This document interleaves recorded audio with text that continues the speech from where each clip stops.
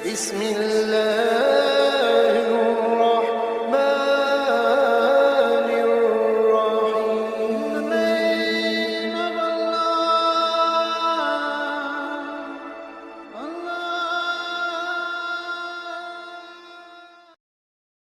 عليكم ورحمة الله وبركاته.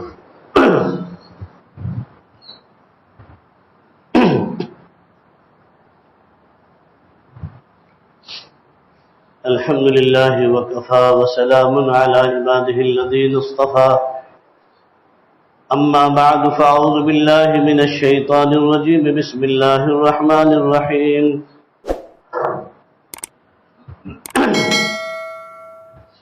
يا أيها الذين آمنوا بالله ورسوله. وقال الله تبارك وتعالى: يا أيها الذين آمنوا عليكم أنفسكم لا يضركم من ضل إذا اهتديتم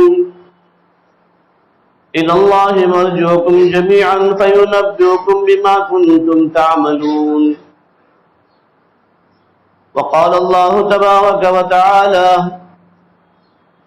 إن الله لا يغير ما بقوم حتى يغيروا ما بأنفسهم.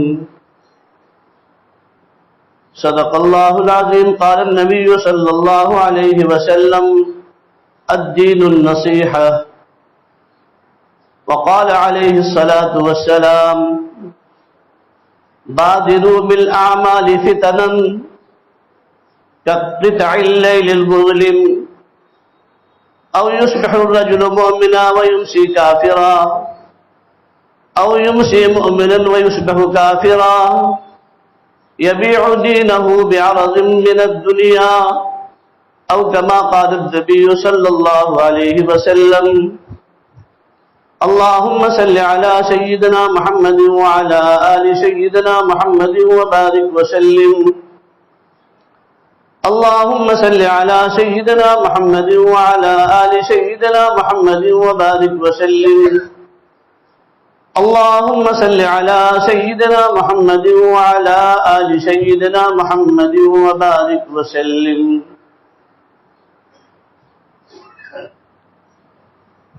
اپنے من میں ڈوب کر پاجا سراغ زندگی، اپنے من میں ڈوب کر پاجا سراغ زندگی، تو اگر میرا نہیں بنتا نہ بن اپنا تو بن. کسی خاکی پہ مت کر خاک اپنی زندگانی کو، جوانی کر فدا اس پر کہ جس نے دی جوانی کو. نہ سمجھو گے تو مٹ جاؤ گے اے ہندی مسلمانوں، تمہاری داستان تک بھی نہ ہوگی داستانوں میں. واجب الاحترام معزز علماء کرام، عمائدین ملت، نوجوانان اسلام اور میرے دینی بھائیوں، یہ عاجز اس لائق تو نہیں ہے کہ اس کرسی پر بیٹھ کر کچھ وعظ و نصیحت آپ کو کر سکے، اس لیے کہ یہ ہمارے بڑے اکابر علماء کی یہ کرسی ہے. لیکن بڑوں کا مشورہ، بڑوں کے حکم کی تابعداری کرتے ہوئے آج اس کی حاضری ہو گئی ہے. اور یہ آپ کی جو سرزمین ہے، جو شہر مالیگاؤں ہے، یہ روز اول ہی سے علماء، ادبا، فصحا، بلغاء، ایک سے ایک ادیب، ایک سے ایک بڑے مقرر شعلہ بیان، شیریں بیان اور شیخ الحدیث اور بڑے بڑے اکابرین گزرے ہیں، اور آج بھی الحمدللہ آپ کی اس سرزمین پر موجود ہیں. اللہ ان حضرات کے عمر میں برکت عطا فرمائے، ان تمام مشائخ اکابرین کا سایہ خصوصاً اہلیان مالیگاؤں اور پوری دنیا پر ان کے فیض کو عام اور تام فرمائے، اور ان کا سایہ پوری ملت اسلامیہ پر اللہ رب العزت قادر قائم اور دائم فرمائے.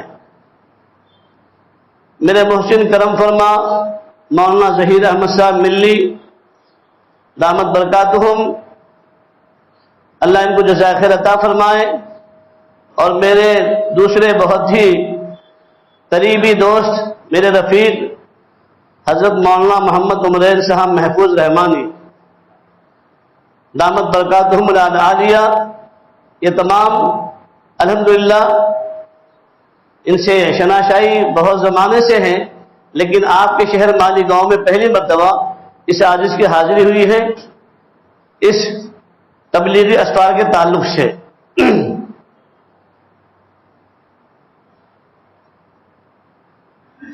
خیر،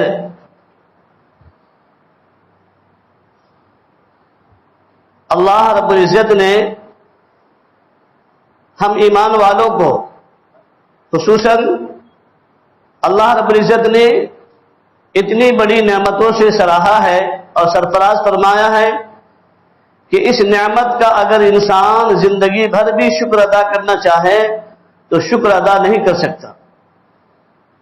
اللہ رب العزت کا سب سے بڑا احسان کرم تو یہ ہوا کہ اللہ پاک نے 18,000 مخلوقات میں سے ہمیں اور آپ کو انسان بنایا، اس انسانوں میں سے ہمیں اشرف المخلوقات بنایا، آپ علیہ الصلوۃ والسلام کی امت میں داخل فرمایا، اور قرآن جیسی عظیم الشان کتاب سے اللہ رب العزت نے ہم کو وابستہ رکھا ہے۔ اور جس امت کے ہاتھوں میں قرآن ہو، جس کے پاس میں قرآن ہو، اللہ کی کتاب ہو، اللہ کے رسول صلی اللہ علیہ وسلم کی احادیث ہو، اگر مسلمان یا جو بھی چاہے اپنے آپ کو ہدایت سے سرفراز ہونا، اگر وہ قرآن کے احکامات کو مضبوطی سے تھام لے اور پکڑ لے، جس کو خود قرآن نے واضح طور پر اعلان کیا ہے وَاعْتَصِمُوا بِحَبْلِ اللَّهِ جَمِيعًا، کہ اللہ کی رسی کو مضبوطی سے پکڑ لو، تھام لو۔ اگر انسان اہل ایمان اللہ کی رسی کو مضبوطی سے تھام لے تو خدا کی قسم اس مسلمان کا دنیا میں کوئی بھی ایسی ماں کا لال نہیں آیا ہے جو مسلمان کا بال بے کر ڈالے۔ لیکن چونکہ آج ہم مسلمان بحیثیت مسلمان ضرور ہیں، ہمارا نام مسلمان ضرور ہے، لیکن مسلمانیت اور اسلامیات سے ہم خالی ہیں۔ اسی لیے قرآن عظیم الشان کے اندر اللہ رب العزت نے ہمیں یہ حکم دیا ہے اور ہم سے یہ مطالبہ کیا ہے، یا ایھا الذین آمنوا آمنوا باللہ ورسولہ، اللہ کو کہنا چاہیے تھا یا ایھا الذین نافقوا، یا ایھا الذین اشرکوا، اے مشرکو ایمان لاؤ، اے منافقو ایمان لاؤ، لیکن اللہ رب العزت نے یہاں ترتیب بدل دی ہے اور اللہ رب العزت نے فرمایا اے ایمان والو ایمان لے آؤ۔ کیا ضرورت تھی اللہ کے ایمان والوں کو خطاب کرنے کی؟ اللہ کو کہنا چاہیے تھا کہ اے منافقو ایمان لے آؤ، اے مشرکو ایمان لے آؤ، اے کافرو ایمان میں داخل ہو جاؤ، ایمان لے آؤ۔ لیکن جو ایمان میں پہلے سے ہیں پھر اللہ رب العزت اس سے مطالبہ کر رہے ہیں۔ تو مفسرین فرماتے ہیں کہ ایمان کا تعلق اصل میں دل سے ہے، اسلام کا تعلق یہ ظاہری اعضاء و جوارح سے ہے، اور ایمان کا جو تعلق ہے وہ دل سے ہے۔ اور اس کی تفسیر مفسرین نے یوں فرمائی ہے اے اتقو، اپنے اندر تقوی اختیار کرو، اللہ کی خشیت اپنے زندگی میں لاؤ، اللہ کا ڈر اپنے پاس میں رکھو۔ جب بندے کے دل کے اندر اللہ کی خشیت ہوگی، اللہ کا ڈر ہوگا، اللہ کا تقوی ہوگا، تو پھر یہ اس کی آنکھیں خطا نہیں کرے گی، اس کی زبان خطا نہیں کرے گی، اس کے کان خطا نہیں کریں گے، اس کے ہاتھ خطا نہیں کریں گے، اس کا نفس خطا نہیں کرے گا۔ اس لیے اللہ رب العزت نے اہل ایمان ہی کو خطاب کیا ہے اے ایمان والو ایمان لے آؤ۔ تو ایک تو مطلب اس کا یہ ہے کہ اے تقوی، اپنے اندر تقوی اختیار کرو، خشیت عنابت اپنے اندر پیدا کرو، اور دوسرا مطلب یہ ہے کہ اپنے عمل سے اسلام کو ظاہر کرو۔ اس لیے کہ ایمان اصل میں نام ہے اقرار باللسان کا نہیں بلکہ تصدیق بالقلب کا نام ایمان ہے۔ انسان کلمہ پڑھنے سے اسلام کے حدود میں وہ داخل ہو جاتا ہے، لیکن ابھی چونکہ جب تک کہ اس کی زندگی میں اعمال صالحہ نہیں آئیں گے اس وقت تک کہ وہ مسلمان مومن کامل نہیں ہو سکتا۔ لیکن دوستو ہماری آنکھ خطا کرتی ہے، ہماری زبان خطا کرتی ہے، ہمارے جسم کے اعضاء و جوارح خطا کرتے ہیں، ہمارے ہاتھ پاؤں خطا کر ڈالتے ہیں۔ آپ جب ٹرین میں بیٹھتے ہیں نا، اور جب کھڑکی کے پاس میں، ونڈو کے پاس میں آپ بیٹھے ہوتے ہیں اور آپ دیکھ رہے ہوتے ہیں باہر کی جانب، تو آپ کو ایسا نظر آ رہا ہوتا ہے کہ یہ گاڑی جیسے چل رہی ہے تو پیچھے پیچھے درخت بھی ہمارے چل رہے ہیں۔ ایسا ہوتا کہ نہیں ہوتا؟ آپ لوگ بیٹھے نا گاڑی میں کہ نہیں بیٹھے؟ مالیگاؤں کے حرام نہیں بیٹھتے ریل میں، بیٹھتے ہیں نا؟ پھر تو ایسا ہوتا ہے۔ حالانکہ وہ درخت اپنی جگہ جو کہ تو ہے، وہ خطا نہیں کرتا، وہ وہاں سے نکلتا نہیں ہے، وہ ہمارے پیچھے نہیں بھاگتا، نہیں دوڑتا، سمجھے نا دوستوں؟ تو یہ ہماری آنکھوں کی خطا ہوتی ہے، اور ہماری آنکھیں غلط دیکھتی ہیں تو اس کا غلط تاثر دل کے اندر آتا ہے، غلط دیکھتی ہے تو پھر اس کا یقین بھی غلط آتا ہے، اور مشاہدے والا یقین اللہ کو معتبر نہیں ہے۔ مشاہدے والا یقین، اس کا اعتبار اللہ رب العزت کے یہاں نہیں ہے دوستو۔ اللہ کے یہاں تو اعتبار جو غیب کے پردوں میں جو چیزیں ہیں اس پر ایمان لانا اور اس کی تصدیق کرنا، اس کا اعتبار اللہ رب العزت کے یہاں ہے۔ آج ہمارا حال کیا ہے کہ چونکہ آنکھیں دیکھتی ہے کہ بھائی دکانیں 10 ہیں، 5 ہیں، فلاں کے پاس میں بنگلہ ہے، فلاں کے پاس میں بلڈنگیں ہیں، اور فلاں کے پاس میں مال ہے، تو مال کی وجہ سے اس کی عزت ہے، مال کی وجہ سے اس کی شہرت ہے، تو مال کا یقین دلوں کے اندر آتا ہے، ایجوکیشن کا یقین دلوں کے اندر آتا ہے، اس کی وجہ سے انسان اس کی طرف بھاگتا ہے، اس کی طرف دوڑتا ہے، اور دنیا میں جو ریس لگ رہی ہے وہ اسی کی لگ رہی ہے کہ کاش میرے پاس میں بھی کہاں سے مال کس طریقے سے آ جائے، کیسے آ جائے، میں بھی کیسے 2 بنگلے کا مالک بن جاؤں، 5 گاڑیوں کا مالک بن جاؤں، میرے دروازے پر 10 BMW اور بڑی بڑی گاڑیاں کھڑی ہو جائیں، تاکہ لوگوں کے اندر اور ملک کے اندر، بستی کے اندر میرا ایک ورچر ہو، میرا ایک نام ہو، ہے نا دوستوں؟ اور پھر انسان اس کو حاصل کرنے کے لیے نہ حلال کو دیکھتا ہے نہ حرام کو دیکھتا ہے، جیسے آ رہا ویسے آنے دو۔ تو یہ اللہ کے یہاں اس کا اعتبار نہیں ہے ایسے ایمان والوں کا، اسی لیے اللہ رب العزت نے اہل ایمان سے ہی خطاب کیا ہے دوستو۔ ہارون رشید بادشاہ گزرے ہیں، ایک بڑے اللہ والے بادشاہ تھے، وہ اچھے انسان تھے۔ ان کے زمانے میں ایک بزرگ تھے دانا بہلول، وہ سمندر کنارے اپنے کچھ مصروفیات میں لگے ہوئے تھے۔ ہارون رشید بادشاہ اور ان کی بیوی، ان کی بیگم زبیدہ خاتون، یہ دونوں ایک روز تفریح کے لیے نکلے سمندر کنارے گئے، تو دیکھا کہ وہ دانا بہلول بزرگ جو تھے وہ بیٹھے ہوئے ہیں اور مٹی کا گھر بنا رہے تھے۔ تو ہارون رشید بادشاہ نے سلام کیا، بزرگ نے جواب دیا۔ ہارون رشید بادشاہ نے پوچھا، بڑے میاں کیا کر رہے ہو؟ کہا کہ مٹی کا ریت کا گھر بنا رہا ہوں، اور دعا کرتا ہوں کہ جو اس مکان کو خریدے گا اللہ اس کے لیے جنت میں محل بنائیں گے، محل تیار کریں گے۔ تو ہارون رشید بادشاہ نے پوچھا کہ کیا قیمت اس بنگلے کی، اس گھر کی، مٹی کے گھر کی؟ دانا بہلول نے کہا 1 دینار۔ ابھی ہارون رشید بادشاہ تھے نا، سوچا کہ یہ تو بزرگ ہیں، مجذوب قسم کے ہیں، بس بول نہیں ہوئی، چلو آگے چلے گئے۔ پیچھے سے خاتون زبیدہ آ رہی تھی، انہوں نے بھی سلام کیا بزرگ کو، کہا کہ کیا کر رہے ہو بڑے میاں؟ کہا کہ مٹی کا گھر بنا رہا ہوں اور دعا کرتا ہوں کہ جو اس مکان کو خریدے گا اللہ رب العزت اس کے لیے جنت کے اندر محل تیار کریں گے۔ بیگم نے پوچھا زبیدہ نے، قیمت کیا ہے؟ کہا 1 دینار۔ ہوشیار نکلی، انہوں نے 1 دینار اس کو دے دیا اور آگے چلی گئی۔ کبھی کبھی ہوم منسٹر جو ہوتی ہے نا، وہ بہت ہوشیار ہوتی ہے، شوہر کو بھی اچھا چنا لگاتی ہے، اور شوہر کو اس کا علم بھی نہیں ہوتا۔ خیر وہ چلی گئی، آگے دونوں بھی چلے گئے، شام کو واپس آ گئے۔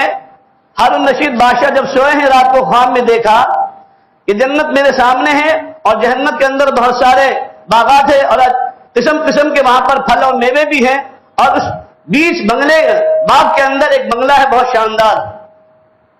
تو ہارون رشید بادشاہ خواب میں دیکھ رہے ہیں اور کوشش کی کہ چلو دیکھتے ہیں یہ بنگلہ کیسا ہے۔ تو دیکھا کہ بنگلہ چاروں طرف سے ماشاءاللہ بہت خوبصورت ہے، لیکن اس کے اوپر نام میری بیگم زبیدہ کا لکھا ہوا تھا۔ ہارون رشید بادشاہ نے کوشش کی کہ چلو دیکھتے ہیں میری بیگم کا بنگلہ کیسا ہے۔ تو جیسے ہی ہارون رشید بادشاہ اس بنگلے کے قریب گئے تو وہاں کے واچ مین نے ان کو روک دیا، گیٹ کیپر نے ان کو روکا، کہا کہ کہاں جا رہے ہو بادشاہ سلامت؟ کہا کہ محل دیکھنے کے لیے جا رہا ہوں۔ کہا کہ محل کس کا یہ؟ کہا میری بیگم کا تو یہ ہے، دیکھتا ہوں میری بیگم کا بنگلہ کیسا ہے، محل کیسا ہے۔ کہا کہ بادشاہ سلامت یہ دنیا کا معاملہ نہیں ہے، یہ آخرت کا معاملہ ہے، جس کا ہوگا اسی کے لیے انٹری ہے، دوسروں کے لیے انٹری نہیں ہے، اس کے اندر ممنوع ہے داخلہ۔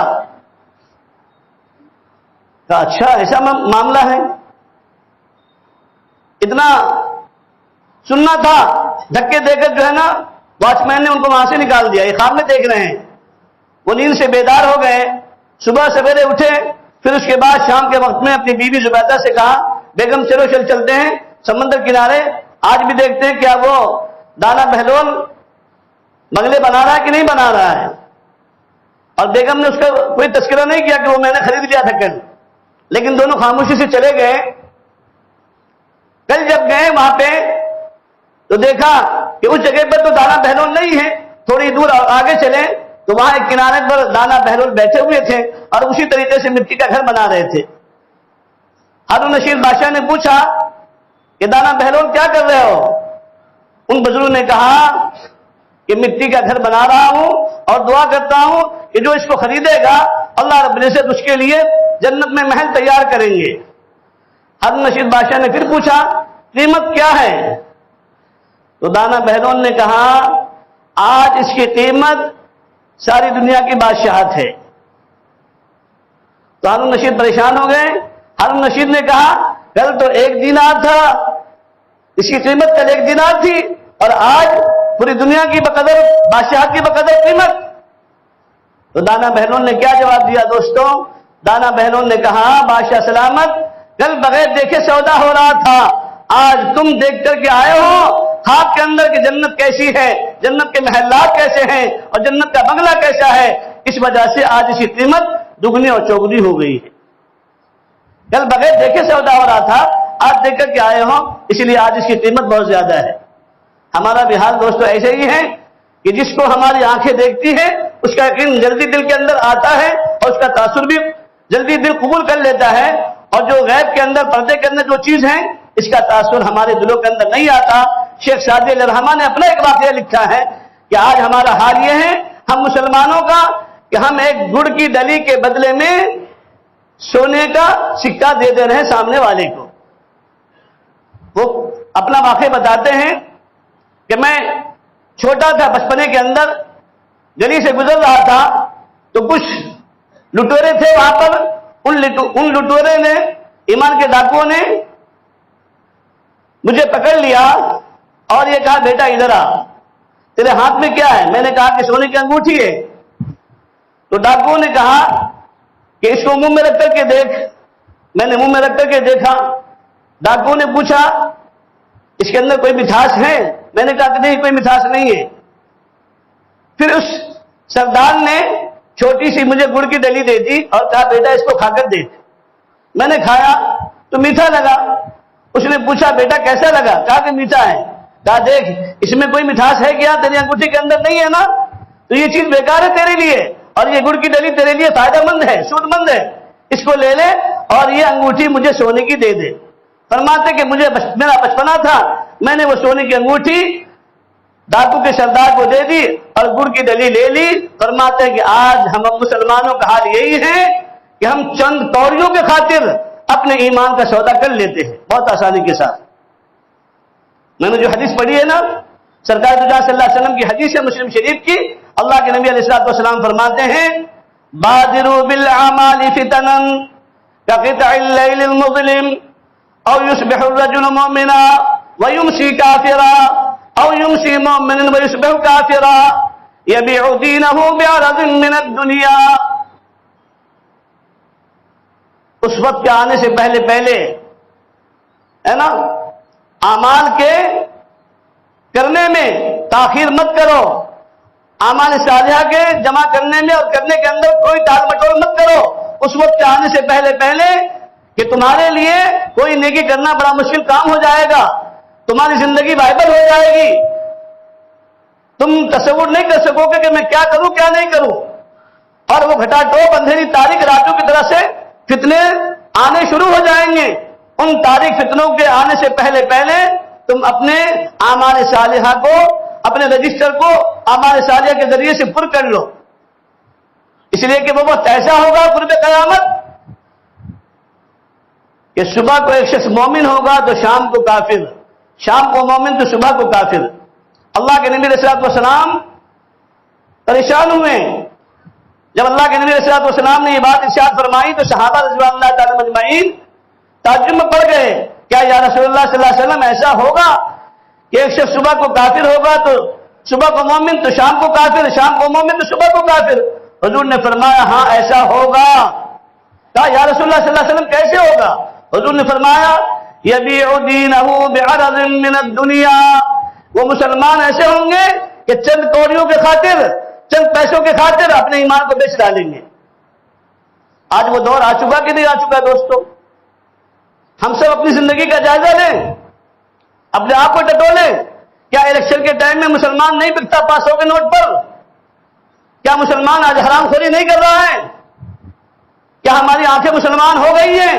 ہمارے زبان مسلمان ہو گئے، ہمارے کان مسلمان ہو گئے، ہمارے ہاتھ کے مسلمان ہو گئے، ہمارے ہاتھ اور پاؤں مسلمان ہو گئے؟ کیا ہمارا نفس مسلمان ہو گیا؟ آج کا مسلمان نوجوان رات کو 3 بجے تک بیٹھ کر مسلمان ماں بہنوں کی عزتوں کو پامال کر رہا ہوتا ہے، چیٹنگ بازی کر رہا ہوتا ہے، اور موبائل پر گندی تصاویر کو دیکھ کر کے اپنے تسکین چاہتا ہے دل کی۔ خدا کی قسم زندگی بیت جائے گی نوجوانوں، لیکن تمہیں دل کا تسکین حاصل نہیں ہو سکتا گناہ کے ذریعے سے۔ آج ہمارے نوجوانوں کی زندگیاں کہاں کھپ رہی ہیں؟ رات کے 3 بجے 2 بجے تک موبائلوں پر لگے ہوئے ہیں اور گناہ بے لذت کے اندر لگے ہوئے ہیں۔ گناہ بے لذت کیا؟ گناہ بھی کر رہے ہیں اور مزہ بھی نہیں آ رہا۔ مزہ آتا ہے کیا؟ آپ موبائل پر دیکھ رہے ہو، ننگی تصویر کو دیکھ رہے ہو، ننگی لڑکیوں کے ناچ کو دیکھ رہے ہو، سن رہے ہو، اس سے آپ کو کیا مزہ آ رہا ہے؟ کیا فائدہ ہو رہا ہے؟ حالانکہ ایک ہی وقت میں آپ کی آنکھ بھی گناہ کر رہی ہے، آپ کے زبان بھی گناہ کر رہے ہیں، آپ کے ہاتھ بھی گناہ کر رہے ہیں اور آپ کے کان بھی گناہ کر رہے ہیں۔ قرآن کریم میں اللہ رب العزت نے فرمایا ان السمع والبصر والفؤاد كل اولئک کان عنہ مسئولا، ہم انسان کے کانوں سے بھی سوال کریں گے، پوچھیں گے، ہم انسان کی آنکھوں سے بھی پوچھیں گے، یہاں تک کہ یہ جو بھونوں کے بالیں ہیں ان سے بھی ہم سوال کریں گے، انسان کے ہونٹوں سے بھی ہم سوال کریں گے، انسان کے جسم کے ایک ایک اعضاء ان کے خلاف گواہی دیں گے۔ الیوم نختم علی افواہہم وتکلمنا ایدیہم وتشہد ارجلہم بما کانوا یکسبون۔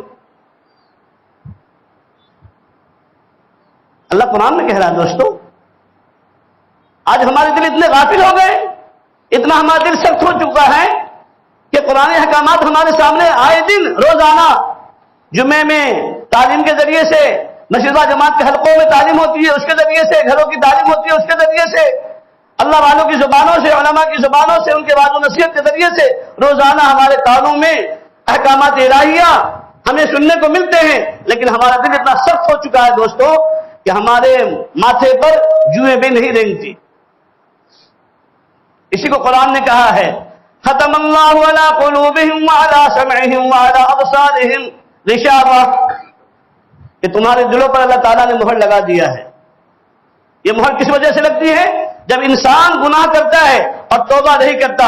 روایت میں آتا ہے اللہ کے نبی نے فرمایا کہ جب بندہ گناہ کرتا ہے تو اس گناہ کی وجہ سے اس کے دل کے اوپر ایک کالا سیاہ نقطہ لگ جاتا ہے، دھبا لگ جاتا ہے۔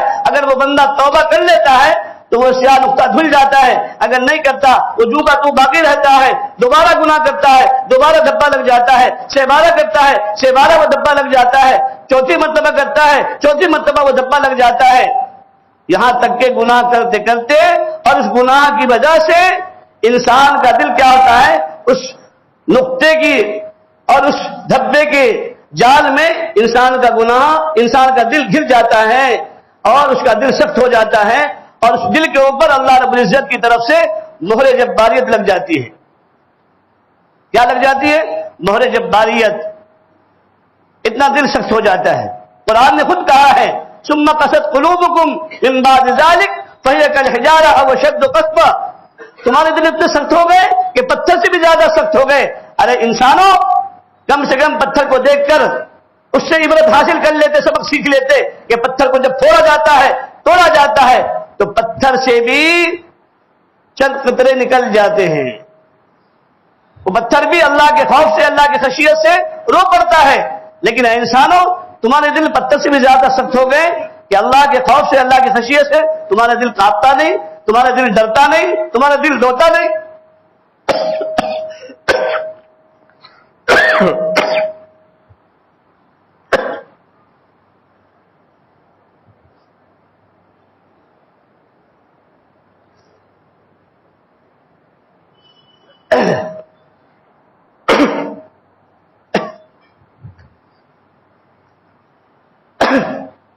آج ساری دنیا کے اندر ہر جگہ پر ہماری ذلت و بسپائی ہے، ہماری رسوائی ہے. کیا وجہ ہے دوستو؟ یہ کیا وجہ ہے؟ یہ سب کے سب ہمارے اعمال بد ہیں، ہماری برائیوں کا نتیجہ ہے، ہمارے گناہوں کا نتیجہ ہے. اللہ رب العزت نے قرآن میں خود فرمایا، اعلان کر دیا ہے وَمَا أَصَابَكُم مِّن مُّصِيبَةٍ فَبِمَا كَسَبَتْ أَيْدِيكُمْ وَيَعْفُو عَن كَثِيرٍ. کیا انسانوں، اے مسلمانوں، تم پر جو یہ حالات، یہ تکالیف، یہ آلام و مصائب، یہ مصیبتیں جو آ رہی ہیں، یہ کس کی وجہ سے ہے؟ یہ تمہارے ہاتھوں کی کمائی ہے، میری طرف سے نہیں ہے. اللہ تو کہہ رہے وَيَعْفُو عَن كَثِيرٍ، ہم تو تمہارے بہت سارے گناہ معاف کرتے رہتے ہیں، درگزر کرتے رہتے ہیں. اگر ہم ہر گناہ پر پکڑ لیں تو تمہارے لیے دنیا میں جینا دوبر ہو جائے، مشکل ہو جائے. ہم بہت سارے تمہارے گناہ کو ڈیلیٹ کرتے رہتے ہیں، معاف کرتے رہتے ہیں. لیکن ایک انسان ایسا ہے اور ایسا سخت ہو چکا ہے کہ انسان کے دل کے اوپر نرمی آنے کو تیار نہیں ہے، انسان کا دل نرم ہونے کو تیار نہیں ہے. اور دل کی سختی ایسی ہے کہ جب راستے پہ چل رہا ہوتا ہے تو یہ بے حیا بن کر اپنی آنکھیں پھوڑ پھوڑ کر غیر محرم ماں بہنوں کو دیکھ رہا ہوتا ہے، غیر خواتین کو دیکھ رہا ہوتا ہے. لیکن ایک بات یاد رکھیں دوستو، اگر ہم کسی کی ماں بہن کو شہوت کی نگاہ سے، غلط نگاہ سے دیکھیں گے، یہ قرضہ ہوتا ہے دنیا میں، انسان کو پھیرنا پڑتا ہے، واپس کرنا پڑتا ہے. ہم کسی کی ماں بہن کو دیکھیں بری نگاہ سے اور ہماری ماں بہن محفوظ رہ جائے، ایسا نہیں ہو سکتا، ایسا نہیں ہوتا. ہمارے حضرت نے ایک واقعہ لکھا ہے، ایک سنار تھا، مسلم سنار تھا. ایک روز وہ اپنے گھر میں آیا، آنے کے بعد اس کی خاتون، اس کی بیگم رونے لگ گئی زار و قطار. سنار نے پوچھا بیگم کیا ہوا ہے؟ کہا کہ یہ جو اپنے گھر کا نوکر ہے، جس کو ہم نے پوسا پالا پرورش کی، آج مجھے اس کی نیت میں خطرہ نظر آیا، یہ بے ایمان نکلا، اپنے گھر کا نوکر خادم. کہا کیا معاملہ ہوا؟ بیوی نے کہا کہ میں نے اس کو پیسے دیے تھے سبزی وغیرہ لانے کے لیے. جب یہ سبزی وغیرہ لے کر کے واپس آیا، آنے کے بعد جو اس نے چھٹے پیسے میرے ہاتھ میں دیے، تو پیسے میرے ہاتھ میں دیے اور میرے ہاتھ کو زور سے پکڑ کر اس نے دبایا، تو مجھے اس کی نیت میں خطرہ نظر آیا. تو وہ سنار رونے لگ گیا. اب بیوی نے کہا اب تک تو میں رو رہی تھی، تم کو کیوں رونے لگ گئے؟ تمہارے ساتھ میں کیا معاملہ پیش آیا؟ تو سنار نے کہا بیگم مجرم وہ نہیں ہے، مجرم پہلے میں ہوں، قصوروار میں ہوں. کہا کہ وہ کیسے، کیا ہوا؟ کہا کہ اپنی دکان کے اوپر ایک خاتون آئی تھی، اس نے سونے کے کنگن بنائے تھے. جب میں اس کو سونے کا کنگن ڈال رہا تھا، اس کے ہاتھ بھی مجھے اچھے نظر آئے، تو میں نے بھی غلط نگاہ کے ساتھ میں اس کے ہاتھ کو پکڑ کر دبا دیا تھا. اللہ رب العزت نے اس کی سزا مجھے فوراً میرے گھر میں دکھا دی ہے. اللہ رب العزت نے فوراً اس کی سزا مجھے میرے گھر کے اندر دے دی ہے. اسی کو کسی عارف ناس نے کہا ہے نا، عدل و انصاف فقط حشر پہ موقوف نہیں، زندگی خود بھی گناہوں کی سزا دیتی ہے. زندگی خود بھی گناہوں کی سزا دیتی ہے دوستو. وہ تو وہاں پر جو سزا ملے گی ہی آخرت کے اندر، لیکن اس سے پہلے دنیا ہی کے اندر بھی اللہ رب العزت کبھی کبھار عبرت کے لیے، سبق حاصل کرنے کے لیے دنیا ہی کے اندر بھی کبھی کبھار اللہ رب العزت جو ہے نا ایسے واقعات کو نمودار فرما دیتے ہیں، ظاہر کروا دیتے ہیں کہ تاکہ بندے ایسے واقعات کے رونما ہونے سے، نمودار ہونے سے ہوشیار ہو جائیں، متنبہ ہو جائیں اور تائب ہو جائیں اپنی بری عادت سے، بری خصلت سے. تو قرآن کریم کے اندر اللہ رب العزت نے اہل ایمان سے خطاب کیا کہ ایمان والو ایمان لے آؤ، تمہاری آنکھیں مسلمان ہو جائیں، تمہارے ہاتھ مسلمان ہو جائے، تمہاری زبان مسلمان، تمہارے پاؤں مسلمان.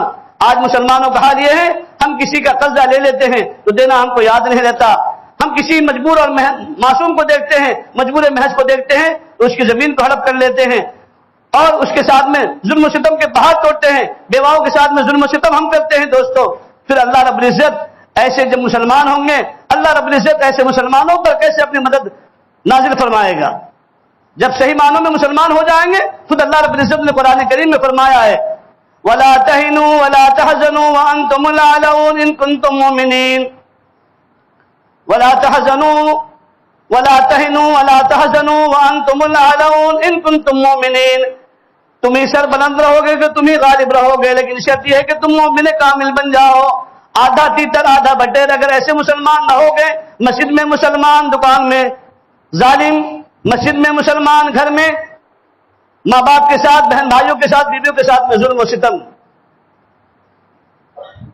صرف مسجد کے مسلمان نہیں، مسجد میں بھی مسلمان، گھر میں بھی مسلمان، دکان میں بھی مسلمان، بازار میں بھی مسلمان، اپنوں کے ساتھ بھی مسلمان اور غیر بھائیوں کے ساتھ بھی مسلمان ہم بن جائیں گے. خدا کی قسم اللہ دنیا کی کائے کو پلٹ دے گا. اسی لیے کہا گیا ہے، اللہ نے اسی لیے مطالبہ کیا ہے کہ ایمان والو ایمان لے آؤ. اس لیے کہ تمہارے برادران وطن، یہ غیر ایمان والے بھائی تمہاری نماز کو نہیں دیکھتے، تمہاری زکوٰۃ کو نہیں دیکھتے، تمہارے روزے کو نہیں دیکھتے. وہ تو تمہارے عمل کو دیکھیں گے، تمہارے معاملات کو دیکھیں گے. آج ہمارے معاملات کہاں سیدھے ہیں؟ آج ہمارے معاملات اچھے نہیں ہیں دوستو. اس لیے آج مسلمانوں کو کوئی برادران وطن گھر دینا نہیں چاہتا ہمارے اعمال بد کی وجہ سے. اسی لیے آقا جان صلی اللہ علیہ وسلم نے فرمایا اعمالکم اموالکم، تمہارے اعمال ہی تمہارے کیا ہیں؟ احوال ہیں. تمہارے اعمال ہی تمہارے حالات ہیں. جیسے تمہارے اعمال ہوں گے ویسے اللہ رب العزت کی طرف سے فیصلے ہوں گے دوستو. آج مسلمان جمعے کا نمازی بن گیا. کیا جمعے کی نماز فرض ہے؟ بقیہ نمازیں فرض نہیں ہیں؟ اتنا بڑا مجمع اگر میں آپ سے سوال کر لوں کہ آج کتنے بھائیوں نے فجر کی نماز پڑھی ہے، کتنوں کے ہاتھ اٹھیں گے؟ تو جمعے کی نماز کو ہم نے فرض سمجھا، لیکن فجر کی نماز کو فرض نہیں سمجھا، عشاء کی نماز کو فرض نہیں سمجھا، ظہر کی نماز کو فرض نہیں سمجھا، عصر کی نماز کو فرض نہیں سمجھا، مغرب اور عشاء کو فرض نہیں سمجھا. دوستو ہم 8 والے نمازی بن گئے بس، جمعہ ٹو جمعہ ہے نا. ہمارے استاد فرمایا کرتے تھے دارالعلوم دیوبند کے اندر کہ آج کے دور میں نمازوں کی 6 قسمیں ہیں: اصلی، فصلی، نقلی، 8 کھاٹ 360. 90% مسلمان تو 360 والے ہیں. 5% مسلمان اصلی ہیں، 5 وقت نماز پڑھنے والے، اور نقلی مسلمان کتنے ہیں؟ 1% بھی نہیں. فصلی مسلمان 10%. فصلی اب رمضان آ رہا ہے نا، اب وہ آئیں گے جو سال بھر مسجد کا دروازہ نہیں دیکھتے، اور آنے کے بعد میں کیا کریں گے؟ پہلے اماموں پر حکومت، مؤذن پر حکومت ہے نا. یہ چیز یہاں کیوں، یہ چیز وہاں کیوں، یہ ایسا کیوں، ویسا کیوں؟ سال بھر تجھے توفیق نہ ملی مسلمان، آج تجھے توفیق ملی ہے مسجد میں آنے کی اور حکومت کرنے کی. بڑی رات میں آئیں گے. یہ فصلی موسم دیکھ کر نماز پڑھنے والے مسلمان ہے نا. رمضانی، بقرعید کے 10 دن 3 دن. اور نقلی نمازی کون سے؟ دلہن دیکھنے کے لیے جائیں گے تو نماز پڑھنے جائیں گے ساس کے گھر پر. کیوں؟ ساس سسر دیکھ کر کے سمجھے کہ ہاں بابا میرا داماد میرا جوائی نمازی ہے تو لڑکی جلدی سے دے دیں گے. یہاں نماز نہیں پڑھتا وطن میں، لیکن وہاں جاتا تو ماشاءاللہ تھوڑی داڑھی بھی رکھ لیتا ہے، چہرہ رکھ لیتا ہے، ٹوپی پہن لیتا ہے، ماشاءاللہ کرتا پاجامہ پہن کر لڑکی دیکھنے کے لیے جاتا ہے اور دوستوں سے کہتا نماز کا ٹائم ہو گیا چلو جائیں گے مسجد کو. یہاں کبھی نہیں آتا لیکن وہاں جاتا ہے. یہ نقلی مسلمان ہے، دھوکے باز. اللہ ہم سب کو معاف فرمائے دوستو، ہے نا. اور آج جمعے کی نمازی اور کھاٹ جنازے کے نمازی. اب تو جنازے میں بھی ایسے لوگ ہو گئے کہ باپ کا جنازہ رکھا ہوا ہے اور بیٹے کو جنازے کی توفیق نہیں مل رہی باپ کی نماز جنازہ پڑھنے کی. میں نے خود اپنے آنکھوں سے دیکھا ہے. باپ کا جنازہ رکھا ہوا ہے اور بیٹا کہہ رہا پاکی نہیں ہے. کیا کہہ رہا بیٹا؟ پاکی نہیں ہے. دوستو بتاؤ، جب ایسے مسلمان ہوں گے ناپاک رہنے والے، اگر خدا نخواستہ اس حالت میں موت کا فرشتہ آ گیا کیا حل ہوگا دوستو ہمارا؟ مسلمان اور ناپاک، مسلمان اور بے نمازی. پھر ہمارا حال بھی کیا ہوگا جب ہماری روح فنا ہوگی؟ ہم کو غسل دینے والا بے نمازی، ہمارے جنازے کے کفن کے کپڑے لانے والا بے نمازی، کندھے پر اٹھانے والا بے نمازی، ہے نا، ہمارے سارے کام کاج کرنے والا بے نمازی ہوتا ہے. کیوں اللہ بھی نہیں چاہتے کہ پھر اس بندے کو غسل جنازہ کوئی ولی دے، کوئی عالم دین دے. بے نمازی پھر دیتا ہے اس کو. بے نمازی پھر اس کے کندھے پہلے لگاتا ہے، نمازی بعد میں لگاتے ہیں. جیسی زندگی ویسے فیصلے، جیسی زندگی ہوگی نا ویسی موت آئے گی، اور جیسی موت آئے گی ویسے فیصلے ہوں گے. تو آج دوستو ہمارا حال بالکل قرآن احادیث سے بالکل ہٹ کر ہم اپنی زندگی بسر کر رہے ہیں. احکامات الہیہ کو پشت پش ڈال رہے ہیں. اللہ کے رسول صلی اللہ علیہ وسلم کے طریقے سے ہٹ کر ہماری زندگیاں بسر ہو رہی ہیں. آج کے مسلمانوں کو یورپ کی تہذیب، یورپ کا کلچر، غیروں کی تہذیب، غیروں کا کلچر اچھا لگ رہا ہے، اور نبی کی شریعت، نبی کا طریقہ، نبی کی سنتوں سے آج کے مسلمانوں کو نفرت پیدا ہو رہی ہے. آج کا مسلمان صبح سویرے اٹھتا ہے، نبی علیہ الصلوۃ والسلام کی سنت کو نکالتا ہے اور گندے نالے میں ڈالتا ہے. نبی علیہ الصلوۃ والسلام کو کیا تکلیف ہوتی ہوگی، اور پھر ہم کہتے ہیں کہ ہم مسلمان ہیں. سمجھے نا دوستو؟ اللہ کے نبی علیہ الصلوۃ والسلام فرماتے ہیں من تشبہ بقوم فہو منہم، جو شخص جس قوم کی مشابہت اختیار کرے گا روز محشر اسی کے ساتھ میں اس کا حشر ہوگا، اسی کے ساتھ میں اس کا شمار ہوگا. ہم چاہے دنیا میں اپنے آپ کو مسلمان کہتے رہیں، ووٹر لسٹ میں ہمارا نام مسلمانوں کا، آدھار کارڈ میں نام مسلمانوں کا، راشن کارڈ میں نام مسلمانوں کا، لیکن اللہ کی فہرست میں ہمارا نام نکل چکا ہوگا. دوستو ہمیں علم نہیں ہوتا. آج جو پب جی کھیلنے والے نوجوان ہیں، کبھی پوچھے کسی مفتیان کرام سے، کبھی پوچھے کسی عالم دین سے کہ میں رات بھر پب جی گیم کھیلتا ہوں، یا میرا ایمان سلامت ہے، باقی ہے، یا میرا ایمان جا چکا ہے، ختم ہو چکا ہے؟ پوچھے تو صحیح. آج ہماری ماں بہنوں کا ایمان سلب ہو رہا ہے. آپ کے ہاں ہو یا نہ ہو اللہ معاف فرمائے، لیکن آج مہاراشٹر کے اکثر اضلاع کے اندر، کیا کرناٹک، مہاراشٹر، سب جگہ پر آج ایمان کے لٹیروں نے، ایمان کے ڈاکوں نے ایک پلاننگ کی اور سازش رچی ہے کہ بچت گھر کے ذریعے سے، مہیلا سنگھ کے ذریعے سے ہماری خواتین کے ایمان کو لوٹا جا رہا ہے. لالچ دے کر کہ نہیں تمہارے کو بیاج پر نہیں پیسے نہیں ملیں گے، فری آف چارج میں تم کو پیسے دیے جا رہے ہیں، تم اپنی انجوائے کرو، دنیا کی زندگی اچھی گزارو، اچھی لائف بناؤ. تمہارے شوہر تم پر توجہ نہیں دیتے، دھیان نہیں دیتے، اور تم ہمارے پاس میں ہمارے بینکیں کھلی ہوئی ہیں، ہم تم کو جو ہے نا قرض دیں گے اور بالکل معمولی سود کے اوپر. اب ہماری ماں بہنیں للچائی ہوئی نگاہوں سے، جس کو دنیا کی زندگی کی لالچ، عیش و عشرت کی لالچ ہے، وہ چلی جاتی ہیں. نہ شوہر کو اس کا علم ہوتا ہے، نہ بیٹے کو اس کا علم ہوتا ہے، نہ بھائی کو اس کا علم ہوتا ہے. وہ جا کر وہاں معاملات کر لیتی ہیں اور وہاں سے پیسے اٹھا لیتی ہے. ایک وقت وہ آتا ہے سال 1.5 سال کے بعد میں کہ وہاں سے نوٹس آتی ہے تمہارے اوپر اتنا قرض ہو گیا ہے ہماری بینک کا، یا تو ہمارا قرض لوٹاؤ ورنہ اپنی عزت کو کیا کرو، نیلام کرو. اور ایسا ہو رہا ہے دوستو. آپ کے ہاں ہو یا نہ ہو، اللہ نہ کرے کہ کچھ ہو ایسا، لیکن 3 ضلع کی کارگزاری ہماری ہے مہاراشٹر میں، سانگلی، ستارا، کولہا پور. یہ 3 اضلاع کے اندر ہزاروں سے زیادہ مائیں اور بہنیں صرف اس مہیلا سنگھ اور بچت گھر کی بنیاد پر مرتد ہو چکی ہیں. مرتد ہو گئی، ان کے حوالے ہو گئی کہ بھئی ہم نہیں دے سکتے، ہمارے پاس میں اتنی حیثیت نہیں ہے، اب ہم تمہارا قرضہ واپس نہیں کر سکتے، چلو ہم تمہارا مذہب قبول کرتے ہیں۔ ہماری بچیاں مرتد ہو رہی ہیں کالج کی وجہ سے، ہائی ایجوکیشن کی وجہ سے، اور ہمارے مسلمان آج بھی اتنے بڑے عیاش بنے ہوئے ہیں کہ آج بھی اپنی نسلوں کے لیے، اپنی بیٹیوں کے لیے، امت کی بیٹیوں کے لیے، امت کی نسلوں کے لیے ایسا کوئی کالج، ایسا اسکول بنانے کو تیار نہیں ہے جو مخلوط تعلیم سے پاک ہو، مبرہ ہو، منزہ ہو۔ اگر ہمارے پاس میں ایسے کالجز ہوں گے دوستو، ایسے اسکول ہوں گے، کیوں ہماری بچیاں مرتد ہوں گی؟ اس لیے کہ جہاں پر آگ اور پانی ہو تو بھڑکے گا ہی نا، یہ تو خاصیت ہے۔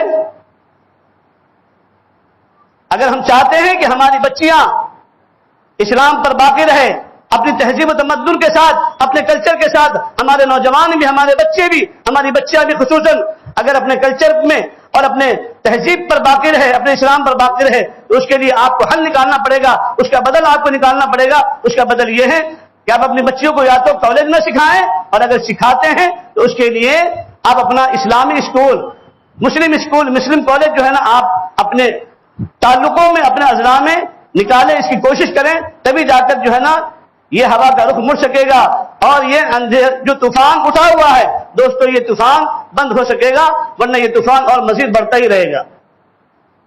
لیکن آج بھی مسلمان ہوش میں نہیں ہیں، ہر جگہ کے مسلمان بے ہوش ہیں۔ اس لیے دوستو ہماری ضرورت ہے اور ہماری ذمہ داری ہے کہ ہمیں اپنی نسلوں کے لیے، اپنی اولادوں کے لیے سوچنا پڑے گا۔ اور دوستو آج سب سے بڑا جو المیہ ہے وہ یہ ہے کہ آج ہم نے اپنی بچیوں کے لیے اور بچوں کے لیے ان کی دنیاوی لائف اچھی بنانے کے لیے اچھے کالجز کا انتظام کرتے ہیں، لیکن ان کو دین سے محروم رکھتے ہیں، دین کی تعلیم سے ان کو کوسوں دور رکھتے ہیں۔ اس لیے ان کے سامنے جب دین نہیں ہوتا، قرآن نہیں ہوتا، اللہ کے نبی کی حدیث نہیں ہوتی، تو وہ اس راہ سے بھٹک رہی ہے۔ دوستو اس کے لیے ہم سب کی ذمہ داری یہ ہے کہ آج الحمدللہ آپ کے خاص طور سے شہر مالیگاؤں کے اندر دینی بڑے بڑے مراکز، بڑے بڑے ادارے الحمدللہ قائم اور دائم ہیں۔ اور سب سے آپ کا پرانا چہیتا ادارہ کون سا ہے؟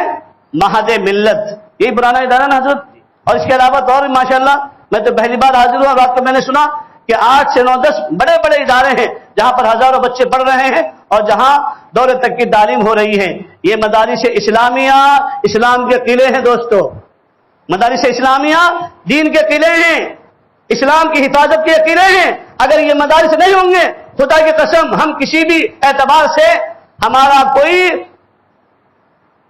وجود بھی باقی نہیں رہے گا مسلمانیت کا۔ مسلمان باقی ہیں، اس کی وجہ یہ ہے کہ ہمارے مدارس چل رہے ہیں، یہ ہمارے علماء، اللہ ان کو جزا خیر دے، یہ پھیکی روکھی کھا کر پڑھتے ہیں۔ دوستو ہمارا بچہ کالج میں جا رہا ہے، ہمارا بچہ اسکول میں جا رہا ہے، آنے کے بعد میں 5 بجے جب آتا ہے، ہم اس کو فوراً گھر کی بنی ہوئی چیز ناشتے کے لیے پیش کرتے ہیں، باہر سے منگا کر دیکھتے ہیں، مدرسے میں بچہ پڑھ رہا ہوتا ہے۔ معلوم ہے آپ کو، کل بھی میں نے سنایا ایک عالم دین افریقہ سے پڑھنے کے لیے انڈیا آئے، عصر کے بعد کی چھٹی ہوئی، وہاں دیوبند کے اندر اس زمانے میں لیچی کا زمانہ تھا، لیچی کھانے کو ان کی طبیعت چاہی، گئے، لیچی کا شوق تھا، پوچھا کتنے روپے کلو ہے، انہوں نے بتایا کہ بھلا روپے میں اتنے روپے میں اس کی قیمت ہے ½ کلو کی، کہا کہ دے دو، دیکھا تو جیب میں پیسے نہیں۔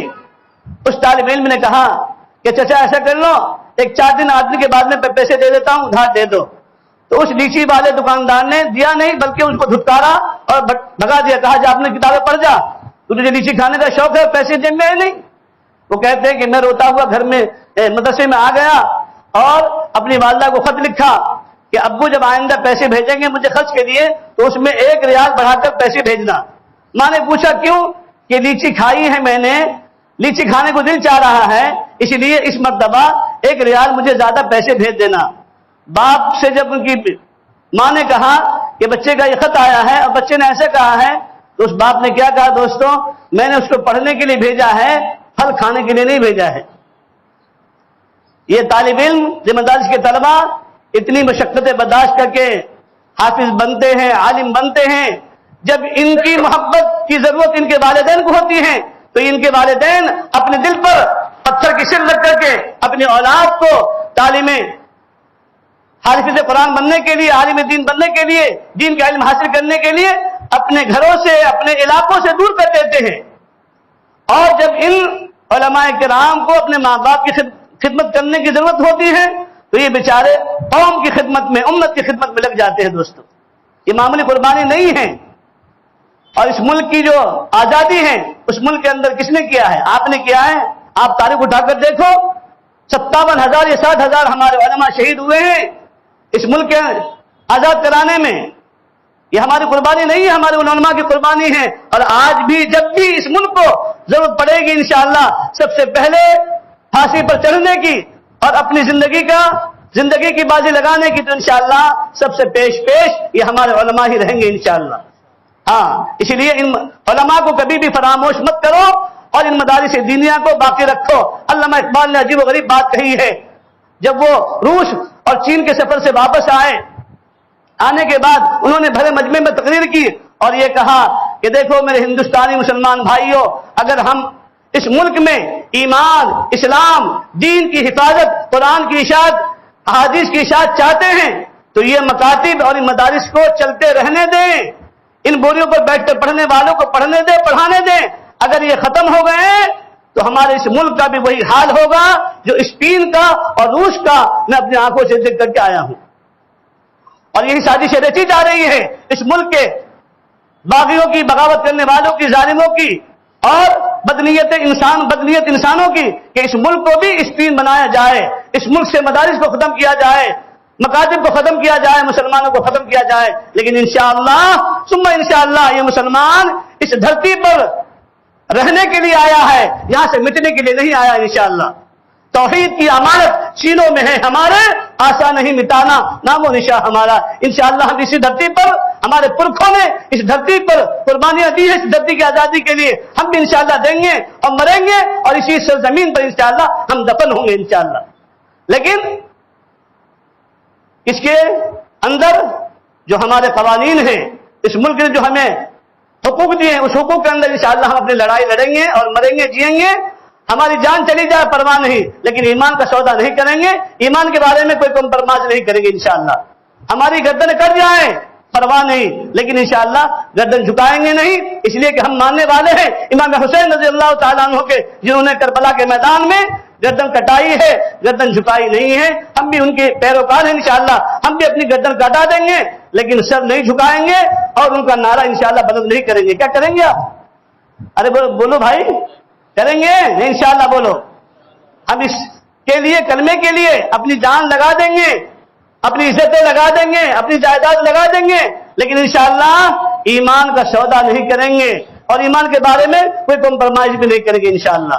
اس لیے ان مدارس اسلامیہ کا جب بھی تقاضا ہے بھرپور دل کھول کر تعاون کرنا چاہیے۔ میں نے سنا کہ ماشاءاللہ آپ کے مالی گاؤں، نام بھی آپ کے گاؤں کا ہے مالی گاؤں، مال والے ہے نا، تو مال والے ہیں اور پھر مال کے اوپر خرچ کرنا، اللہ نے مال دیا ہے تو یہ مال ہمارا نہیں ہے، یہ مال اللہ کی امانت ہے۔ اللہ نے کہا ان اللہ یامرکم ان تؤدوا الامانات الی اہلھا، یہ مال ہم نے تم کو جو دیا ہے یہ بطور امانت کے ہے اور جو اس کے اہل ہیں وہاں تک اس مالوں کو پہنچاؤ۔ تو یہ مدارس دینیہ، مکاتب قرآنیہ، یہ سب کیا ہے؟ دین کی حفاظت کے قلعے ہیں، اسلام کی حفاظت کے قلعے ہیں، یہ باقی ہے تو انشاءاللہ اسلام باقی رہے گا، اسلام کا وجود اس دھرتی پر، اس ملک میں انشاءاللہ باقی رہے گا۔ اس لیے آج مہد ملت کا تقاضا ہے دل کھول کر بھرپور جو ہے نا اس ادارے کا انشاءاللہ تعاون کرتے ہوئے جائیں گے اور اس کا اجر اور اس کا ثواب کون دے گا؟ اللہ ہی دے گا انشاءاللہ۔ وما اسألکم علیہ من اجر ان اجر الا علی اللہ، ہم اس کا اجر دنیا والوں سے طلب نہیں کریں گے بلکہ مرنے کے بعد اللہ ہمیں اس سے کہیں دگنا اور تگنا دے گا انشاءاللہ۔ ٹھیک ہے نا؟ اللہ ہم سب کو عمل کی توفیق نصیب فرمائے۔ وآخر دعوانا ان الحمد للہ رب العالمین۔